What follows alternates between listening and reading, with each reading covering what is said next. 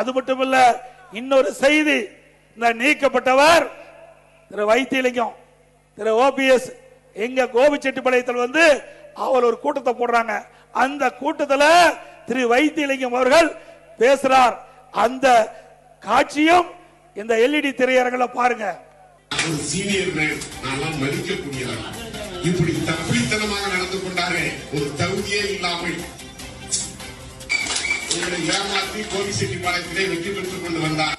இப்படி அவர்களே பேசிட்டாங்க. யாரு இவர்?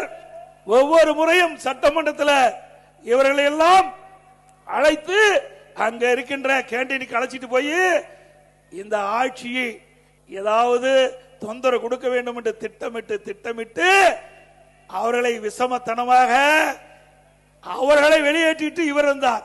இப்பொழுது என்ன ஆச்சு? என்னைக்கு நல்லது செஞ்சா நல்லது நடக்கும், கெட்டது செஞ்சா ஆக இந்த இயக்கத்திற்கு யார் துரோகம் செய்கிறார்களோ அவரெல்லாம் ஆண்டவன் பார்த்துக் கொள்வான்.